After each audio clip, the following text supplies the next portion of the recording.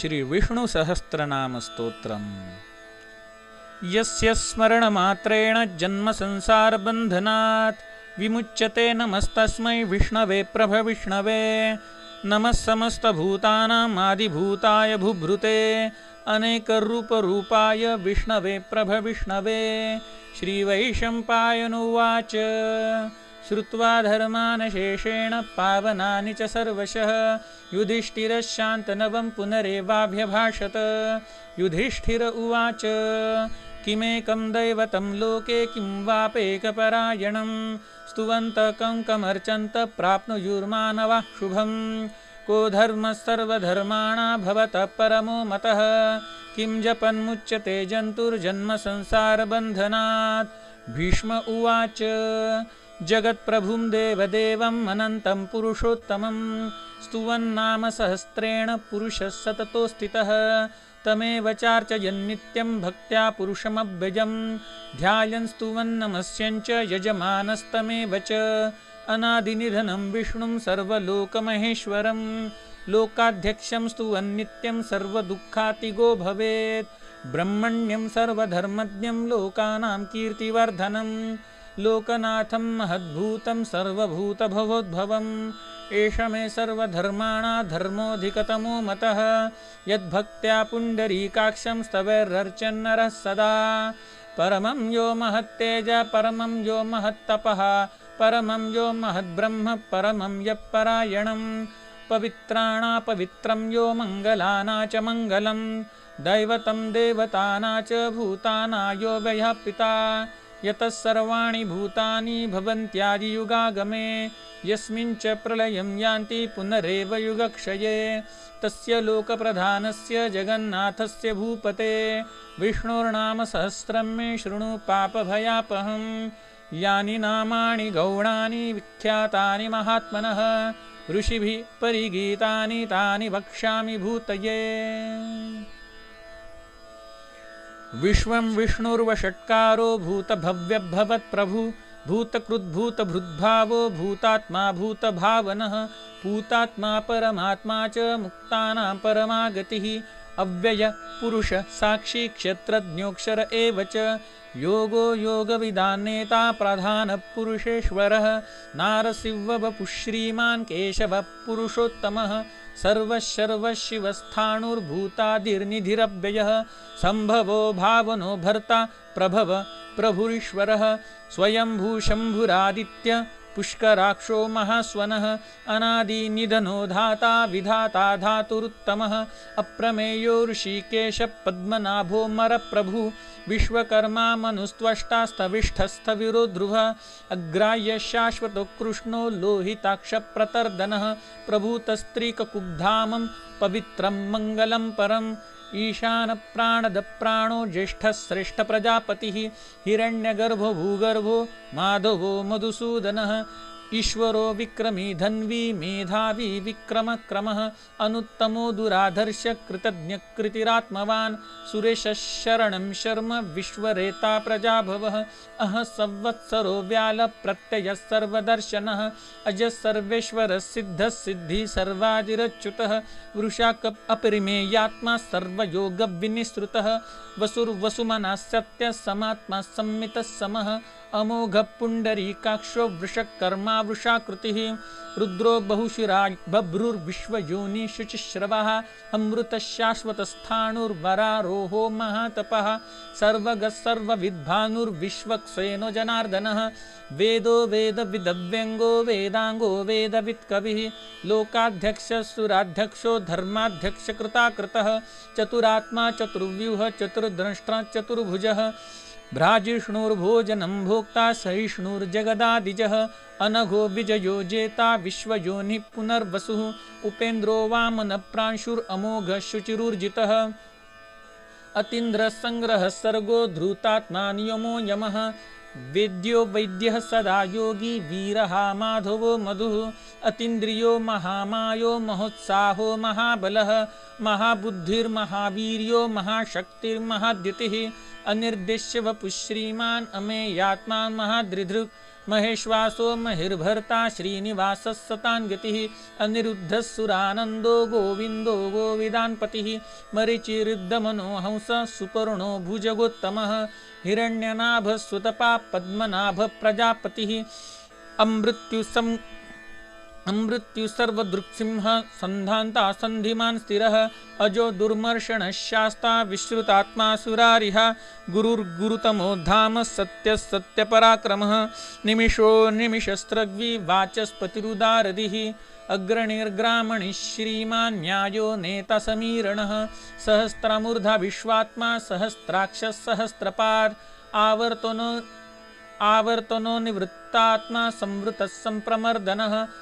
संवर्तको वह्निरनिलो धरणीधरः सुप्रसाद प्रसन्नात्मा विश्वभुग् विभुः सत्कर्ता सत्कृतः साधुर्जन्नुर्नारायणो नरः असंख्येयो प्रमेयात्मा विशिष्टः शिष्टकृच्युचिः सिद्धार्थः सिद्धसंकल्पः सिद्धिदः सिद्धिसाधनः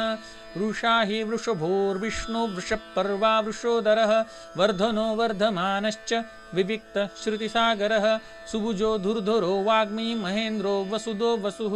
नैकरूपो बृहद्रुपः क्षिपिविष्टप्रकाशनः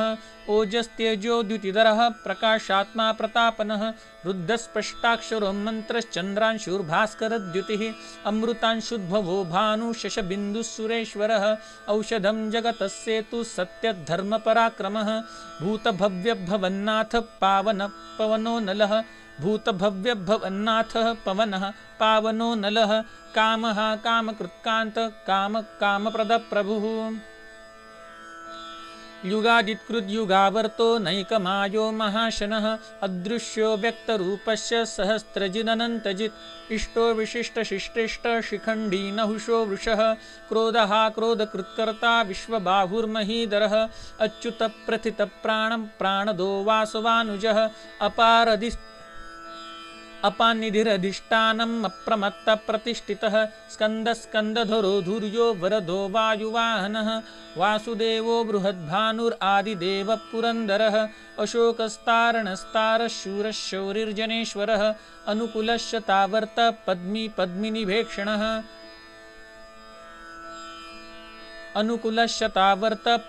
पद्मनिभेक्षणः पद्मनाभोर्विन्दाक्ष पद्मगर्भ शरीरभृत् महर्दिवृद्धवृद्धात्मा महाक्षो गरुडध्वजः अतुलशरभो भीमो समयज्ञो हविर्हरिः सर्वलक्षणलक्षण्यो लक्ष्मीवान् समितिञ्जयः विक्षरोहितो मार्गो हेतुर्दामोदरः सः महीधरो महाभागो वेगवानमिताशनः उद्भवक्षोभणो देव श्रीगर्भः परमेश्वरः करणं कारणं कर्ता विकर्ता गहनो गुह व्यवसायो व्यवस्थान संस्थानस्थानदो ध्रुवः परर्धि परमस्पष्टस्तुष्टपुष्ट शुभेक्षणः रामो विराम विरजो मार्गो नेयो नयो नयः रामो विरामो विरतो मार्गो नेयो नयो नयः वीरशक्तिमतान् श्रेष्ठो धर्मो धर्मविदुत्तमः वैकुण्ठपुरुषप्राणद प्रणवपृतुः हिरण्यगर्भशत्रुघ्नो व्याप्तो वायुरधोक्षजः ऋतुः सुदर्शनकालपरमेष्ठि परिग्रह उग्रः संवत्सरो दक्षो विश्रामो विश्वदक्षिणः विस्तारस्थावरस्थाणुं प्रमाणं बीजमव्यजम् अर्थोऽनर्थो महाकोशो महाभोगो महाधनः अनिर्विण्णस्तविष्टोर्भुर्धर्मयूपो महामखः नक्षत्रनेमिर्नक्षत्री क्षमक्षामसमीहनः यज्ञ इज्जमहेज्यश्च क्रतुः सत्रं सतागतिः सर्वदर्शी विमुक्तात्मा सर्वज्ञो ज्ञानमुत्तमं सूरतः सुमुखः सूक्ष्म सुघोष सुखदः सुहृत् मनोहरजितक्रोधो वीरबाहुर्विदारणः स्वापन स्ववशो व्यापी नैकात्मा नैककर्मकृत् वत्सलो वत्सी रत्नगर्भो धनेश्वरः धर्मगुब्धर्मकृद्धर्मी सदत्सक्षरमक्षरम् अविज्ञाता सहस्रांशुर्विधाता कृतलक्षणः गवस्तीनेमिस्तत्त्वस्तः सिंहो भूतमहेश्वरः आदिदेवो महादेवो देवेशो देवभृद्गुरुः उत्तरो गोपतिर्गोप्ता ज्ञानगम्यपुरातनः शरीरभूतभृद्भोक्ता कपीन्द्रो भूरिदक्षिणः सोमपोऽमृतपः सोमपुरुजित् पुरुषोत्तमः विनियोज्य सत्यसन्धो दाशार्हः सात्वतान् पतिः विनियोज्य सत्यसन्धो दाशार्हः सात्वतान् पतिः जीवो विनयिता साक्षी मुकुन्दो मितविक्रमः अम्भो निधिरनन्तात्मा महोदधिशयोऽन्तकः अजो मार्हः स्वाभाव्यो जिता मित्रप्रमोदनः आनन्दो नन्दनो नन्दः सत्यधर्मा त्रिविक्रमः महर्षि कपिलाचार्य कृतज्ञो मेदिनीपतिः त्रिपदस्त्रिदशाध्यक्षो महाशृङ्गकृतान्तकृत् महाबराहो गोविन्द सुषेण कनकाङ्गदी गुह्यो गभीरो गहनो गुप्तचक्रगदाधरः वेधास्वाङ्गोजितकृष्णो दृढसङ्कर्षणोच्युतः वरुणो वारुणो वृक्ष पुष्कराक्षो महामनः भगवान् भगहानन्दी वनमाली हलायुधः आदित्यो ज्योतिरादित्य सहिष्णुर्गतिसत्तमः सुधन्वाखण्डपरशुर्दारुणो द्रविणप्रदः दिवः स्पृक्सर्वदृग्व्यासो वाचस्पतिरयो निजः दिवि स्पृक्सर्वदृग्व्यासो वाचस्पतिरयो निजः त्रिसामसामघस्साम निर्वाणं भेषजं भिषक् सन्न्यासकृच्छमः शान्तो निष्ठा शान्तिपरायणं शुभाङ्गशान्तिदस्रष्टा कुमुद कुवलेशयः गोहितो गोपतिर्गोप्ता वृषभाक्षो वृषप्रियः अनिर्वर्ति निवृत्तात्मा संक्षेमताक्षेमकृच्छिवः श्रीवत्सवक्षा श्रीवास श्रीपति श्रीमतान्वरः श्रीधः श्रीशः श्रीनिवासः श्रीनिधिः श्रीविभावनः श्रीधर श्रीकर श्रेय श्रीमाल्लोकत्रयाश्रयः स्वक्षः स्वङ्गसतानन्दो नन्दिर्ज्योतिर्गणेश्वरः विजितात्मा विधेयात्मा सत्कीर्ति छिन्न संशयः उदीर्ण सर्वतक्षुरनिश शाश्वतस्थिरः भूषयो भूषणो भूतिर्विशोकशोकनाशनः अर्चिष्मानर्चितकुम्भो विशुद्धात्मा विशोधनः अनिरुद्धो प्रतिरतः प्रद्युम्नोमितविक्रमः कालनेमि निहावीरः शौरी शूरजनेश्वरः त्रिलोकात्मा त्रिलोकेश केशवः केशिहा हरिः कामदेव कामपाल कामी कान्तकृतागमः अनिर्देश्य वपुर्विष्णुर्वीरोऽनन्तो धनञ्जयः ब्रह्मण्यो ब्रह्मकृद्ब्रह्म ब्रह्म ब्रह्मविवर्धनः ब्रह्मविद्ब्राह्मणो ब्रह्मी ब्रह्मज्ञो ब्राह्मणप्रियः महाक्रमो महाकर्मा महातेजा महोरगः महाक्रतुर्महायज्वा महायज्ञो महाहविः स्तव्यस्तव प्रियस्तोत्रं स्तुतिस्तोतारणप्रियः पूर्णपुरयिता पुण्यकीर्तिरणामयः मनोजवस्तीर्थकरो वसुरेता वसुप्रदः वसुप्रदो वासुदेवो वसुर्वसुमनाहविः सद्गति सत्कृति सत्ता सद्भुति सत्परायणः शूरसेनो यदुश्रेष्ठ सुन्निवासः सुयामुनः भूतावासो वासुदेवः सर्वासुनिलयो नलः दर्पः दर्पदो दृप्तो दुर्धरोथा पराजितः विश्वमूर्तिर्महामूर्तिर्दीप्तमूर्तिरमूर्तिमान् अनेकमूर्तिरव्यक्त शतमूर्तिशताननः एकोनैकसवः कं किं यत्तत्पदमनुत्तमं लोकबन्धुर्लोकनाथो माधवो भक्तवत्सलः सुवर्णवर्णो हेमाङ्गो वराङ्गश्चन्दनाङ्गदी विरहाविषमः शून्यो घृताशीरचलश्चलः अमानीमानदो मान्यो लोकस्वामी त्रिलोकधृक् सुमेधामेधजो धन्यस्तत्यमेधाधराधरः तेजो वृषो द्युतिधरः सर्वशस्त्रभृतान्वरः प्रग्रहो निग्रहो व्यग्रो नैकशृङ्गो गदाग्रजः चतुर्मूर्तिर्चतुर्बाहु चतुर्व्यूह चतुर्गतिः चतुरात्मा चतुर्भाव चतुर्वेदविदेकपात् समावर्तो निवृत्तात्मा दुर्जयो दुरतिक्रमः दुर्लभो दुर्गमो दुर्गो दुरावासो दुरार्यः शुभांगो लोकसारंग सुतंस्तुस्तंतुवर्धनः इंद्रकर्मा महाकर्मा कृतकर्मा कृतागमः उद्भवः सुंदरः सुंदो रत्नलाभः सुलोचनः अर्को वाचसन शृंगी जयन्तः सर्वविद्यजे सुवर्णबिन्दुरक्षोभ्यः सर्वभागीश्वरेश्वरः महारुदो महागर्तो महाभूतो महानिधिः कुमुदः कुन्दरः कुन्द पर्जन्य पावनो नीलः अमृताशोऽमृतवपुः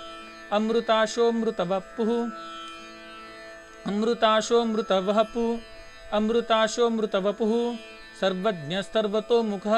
अमृताशोऽमृतवपुः सर्वज्ञ सर्वतोमुखः सुलभ सुव्रतः सिद्धः शत्रुजिशत्रुतापनः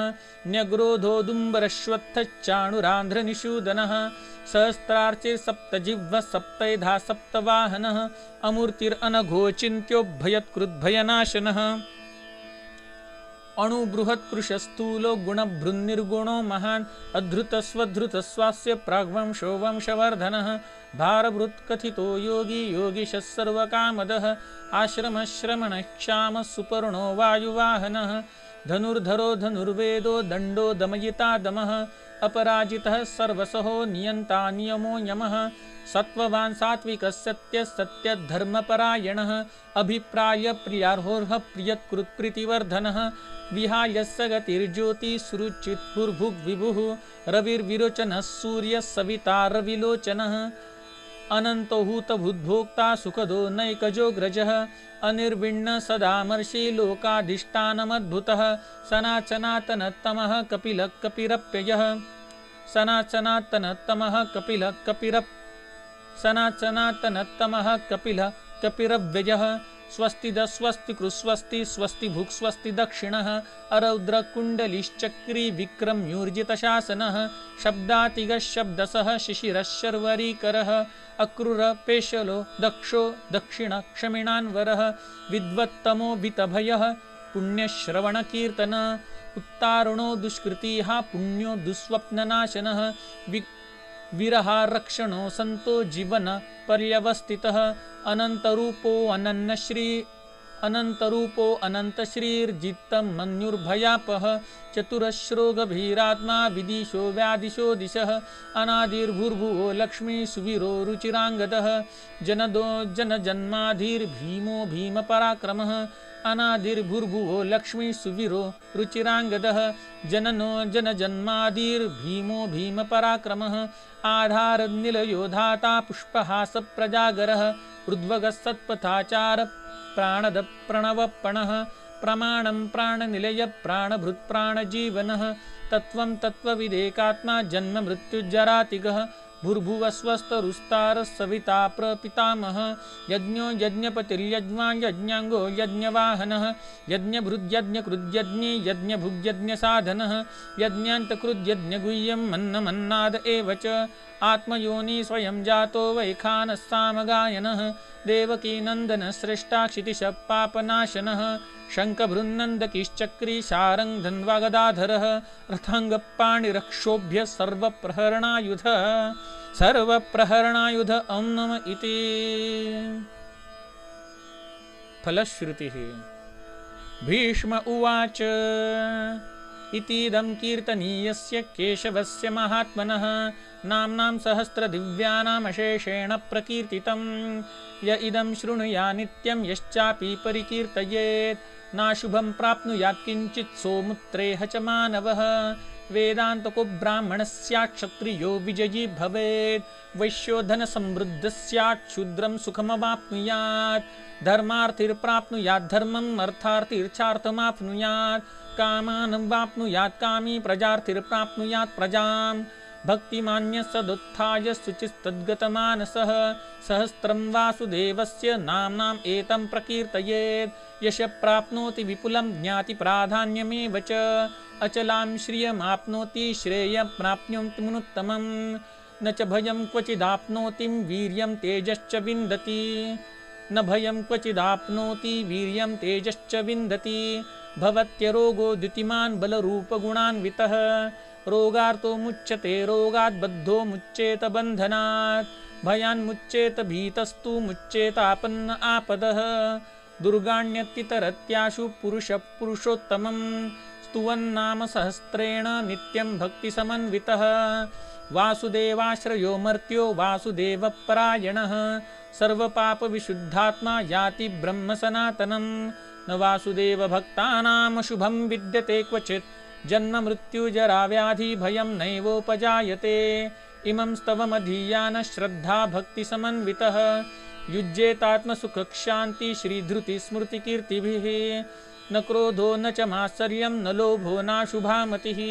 भवन्ति कृतपुण्यानां भक्तानां पुरुषोत्तमे द्यौः स चन्द्रार्कनक्षत्राखं दिशो भूर्महो दधिः वासुदेवस्य वीर्येण विधृतानि महात्मनः ससुरासुरगन्धर्व सयक्षोरगराक्षसं जगद्वशे वर्ततेदं कृष्णस्य सचराचरम् इन्द्रियाणि मनोबुद्धिर्सत्त्वं तेजो बलं धृतिः वासुदेवात्मकान्याहुः क्षेत्रं क्षेत्रज्ञ एव च सर्वागमनमाचार प्रथमं परिकल्पते सर्वागमनमाचार प्रथमं परिकल्प्यते सर्वागमनमाचार प्रथमं परिकल्पितः आचार प्रभवो धर्मो धर्मस्य प्रभुरच्युतः ऋषयः पितरो देवा महाभूतानि धातवः जङ्गमा जङ्गमच्चेदं जगन्नारायणोद्भवम् योगो ज्ञान तथा सांख्य विद्या शिल्पादिकर्म च वेदाशास्त्राणि विज्ञानम् एतत् सर्वजनार्दनात् एको विष्णुर्महद्भूतं पृथग्भूतान्यनेकशः त्रिलोकान् व्याप्य भूतात्मा भुङ्क्ते विश्वभुगव्ययः इमं स्तवं भगवतो विष्णुर्व्यासेन कीर्तितं पठेद्यच्छेत्पुरुषः श्रेय प्राप्तुं सुखानि च विश्वेश्वरमजं देवं जगतः प्रभुरम्यजम् इमं स्तवं भगवतो विष्णुर्व्यासेन कीर्तितं पठेद्य इच्छेत् पुरुषः श्रेयं प्राप्तुं सुखानि च विश्वेश्वरमजं देवं जगत प्रभुमव्यजं भजन्ति ये पुष्कराक्षं न ते यान्ति पराभवं न ते यान्ति पराभवम् ॐ नमः इति हरिः ओं तत्सत्